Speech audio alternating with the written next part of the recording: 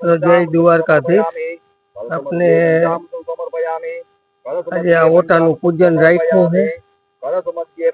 ओटानु अपने जो आज पूजन नो प्रोग्राम राख्यो है विधि करे है हमारा बापूजी। तो भगवान ना जो दर्शन हाजरा हजू है अपने द्वारका वाला ने दया है।